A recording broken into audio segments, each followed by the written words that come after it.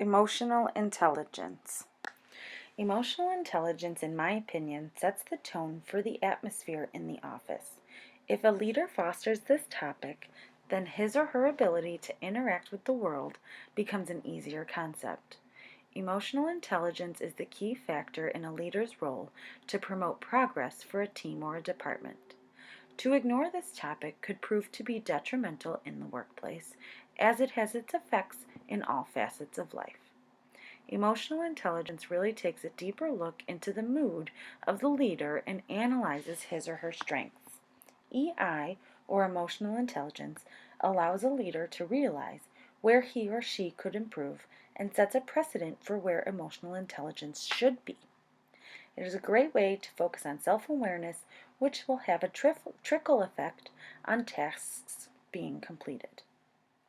Emotions are everywhere and have an impact on everyone in every way. The topic of emotional intelligence is so significant in my world that I was drawn to diving deeper into its abyss. There are many different angles to consider in relation to the topic of emotional intelligence, such as self-awareness, self-regulation, motivation, empathy, and social skill. Each aspect is not mastered by all, and the notion that emotional intelligence is an ever-evolving quotient, unlike a person's IQ, becomes a high priority of learning for my future. I find myself wondering how I can develop this intelligence aspect. Another reason to pique my interest was the idea that not only does emotional intelligence encompass the effects it has on others, but it considers the person developing his or her emotional intelligence as well. If someone has a low emotional intelligence, then he or she will affect everyone else ineffectively, essentially because they are out of touch with themselves. Prior to being introduced to this concept, I would have assumed it was only about a person's connection with other people and was amazed when I realized that it included one's connection to self. In all, I chose this topic because through learning about it, I realized that it had been a goal of mine to accomplish for a very long time, both in my personal and professional life. I am extremely interested in the betterment of oneself and constantly promote individual growth. I could not think of a better topic to become more familiar with than emotional intelligence. Article Summary Overview. First, we will go over the type of article being reviewed. Second, the key points and findings in the article will be considered. Third, the implications of key points and findings will be analyzed, which includes the following 5 concepts: implications on an individual level, effects on a group or a team level, impact on an organizational or systematic level, how the article information is related to my workplace, including empowering on an individual level, progressing on a group or a team level, improving on an organizational level, and finally, performance implications. The title of the article is Emotional Agility and is written by Susan David and Christina Congleton. The article can be found in the Harvard Business Review from 2013. There are aspects of emotional intelligence to think about in terms of emotional agility as a concept or practice. Some considerations in terms of emotional intelligence that are included in this article are leadership self-evaluation, self-acceptance, and self-perception. The article has a specific tactic for managing and developing emotional intelligence, which we will look at further in this presentation. These aspects are connected to the 5 concepts of emotional intelligence in terms of implications and are explained later on in the presentation. The article provides a step-by-step process to improve emotional intelligence and illustrates its impact through 2 specific short case studies for better understanding. Emotional agility is a sub-concept of emotional intelligence and allows a person to analyze situations that need improvement. The main idea behind emotional agility is to equip people with the ability to respond to emotions quickly and effectively while ignoring internal chatter. The article suggests that on a daily basis, leaders tend to second-guess themselves based on the past and react to situations within the realm of that same person's reality and life. The concept of emotional agility is to allow a person to recognize the downward spiral before it is too late and it becomes too difficult to climb back up. The article considers the concept that people become attached to a negative outlook so much that they can lose awareness very quickly. The writers connect this concept of getting hooked to the analogy of a hook for a fishing line, which essentially explains the downward spiral. The authors present 4 steps to take to get unhooked and develop emotional intelligence one step at a time. The 4 steps are: recognize your patterns, which begs people to dive into reasons behind behavior and pay attention to surroundings, thoughts, and feelings. This step helps a person to investigate his or her thought processes, fears, and assumptions prior to making a change. In other words, looking for the common denominator of emotions or thoughts in situations. Label your thoughts and emotions is the ideology of calling a spade a spade. More specifically, changing the phrasing of emotional statements to call them what they really are. For example, if I become sad at work, instead of saying something like, "It makes me sad to watch that person be treated like that," I should say that person is being treated badly and I feel sad about it. This step helps people compartmentalize what they are feeling in specific situations to help them move forward more effectively. Accept them is the 3rd step of the process. This step seems to be a very difficult one for people as it asks them to accept themselves for who they truly are based on their emotional reaction. The 3rd step in the process addresses the idea of compassion for self and the ideology that once a person accepts their self and emotions as a whole, then they can grow and develop those emotions to be able to manage situations moving forward. The 4th and final step is act on your values. This is the step where people learn to have the ability to expand the choices that are made to meet their values. The authors speak to the idea of workability in this step. Workability is the link between response and professional growth. In other words, is my reaction going to help me or hurt me as a whole? It is impossible to forever rid your thought process of these patterns, but this article and plan of attack proposes a way to chomp at them one piece at a time in the hopes that everyone will gain confidence and awareness from it to continuously develop their emotional intelligence. Implications of key points overview. First, we will take a look at the implications for an individual.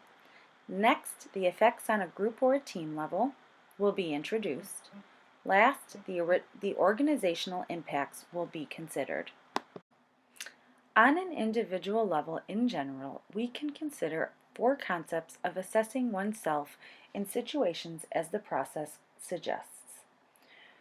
Recognizing patterns can be easily linked to self-evaluation in terms of taking a hard look at the environment one is in and the reactions that he or she takes in it.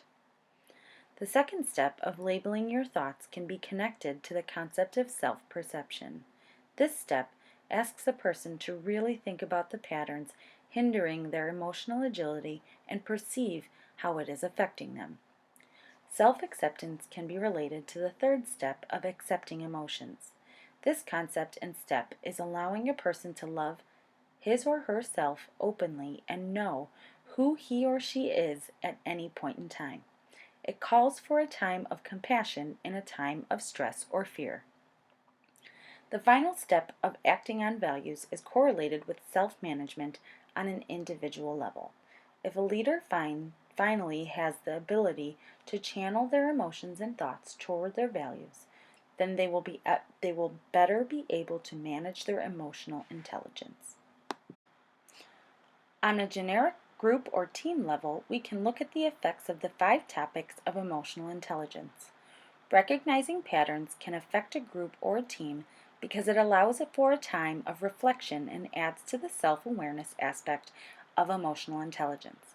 If a leader is aware of the patterns causing negativity, then he or she will be more likely to not hold the reaction against the team. Labeling thoughts can almost be a preceptor for self-regulation in the sense that it allows time for a person to recognize what his or her reactions is in specific situations. It will directly follow self-awareness or recognizing patterns if done correctly, and the team should be able to see results almost immediately.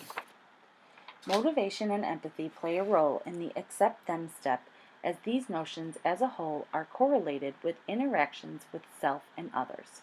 If a leader can accept his or her own feelings and show compassion to them, then he or she shows a sense of vulnerability, which we have learned can motivate teams.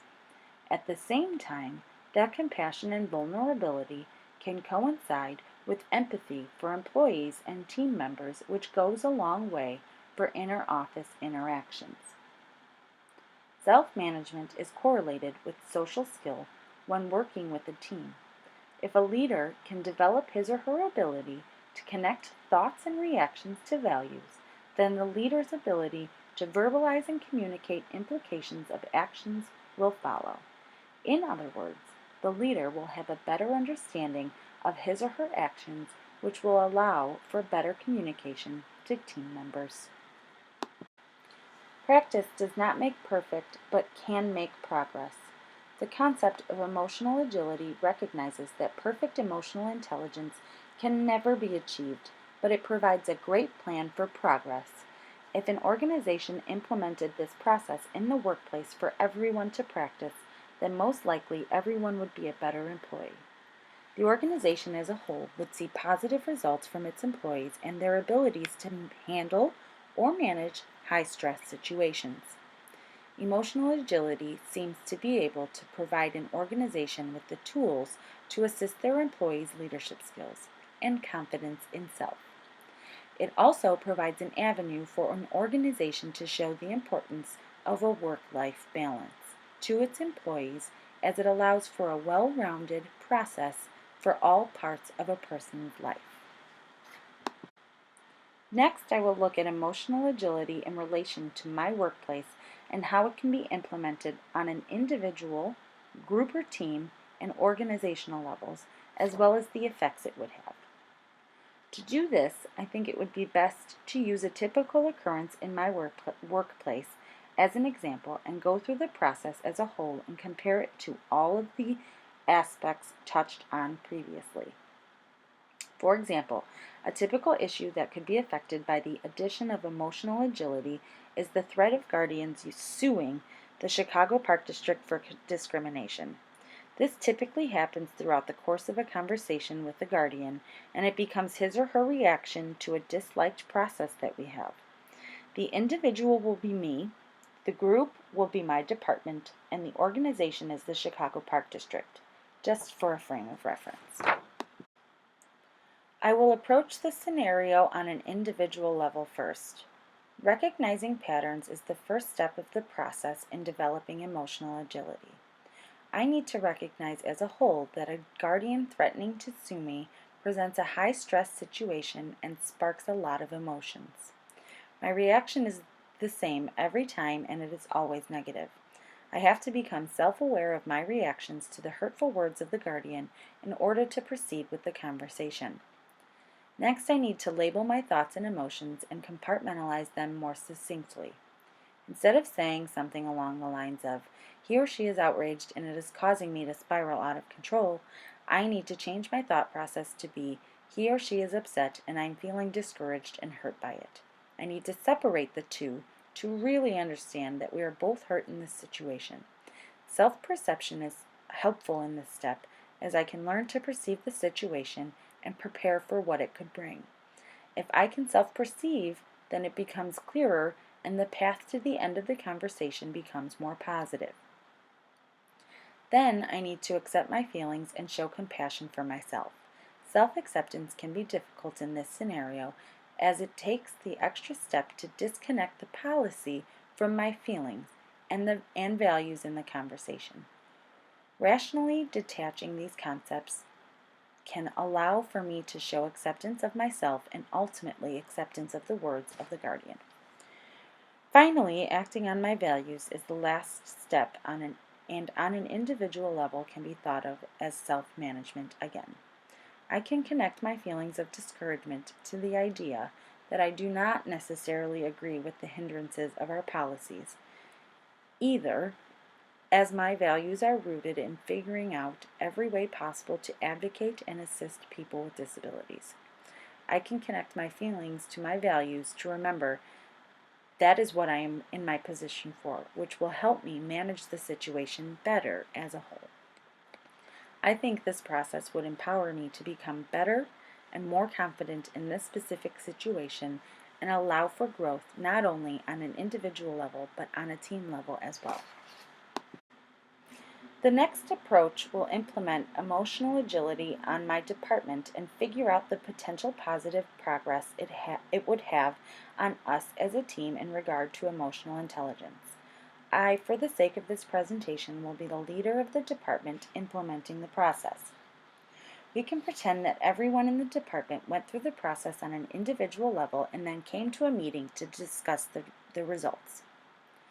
Recognizing patterns and self-awareness on a team level would enhance our ability to come up with positive responses to guardians and negative conversations. If everyone on the team went through the individual process, then shared their ideas, the team would grow together and it inherently would become a team-building exercise to promote inter-office interactions.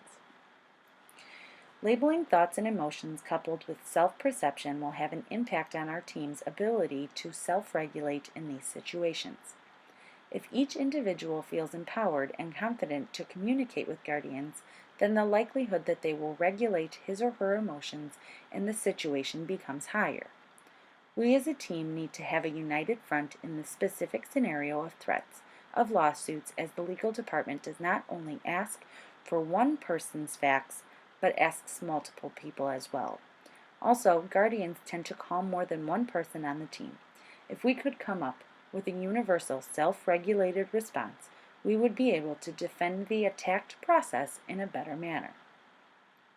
Accepting emotions and thoughts, as well as self-acceptance in general, can help with motivation and empathy on a team.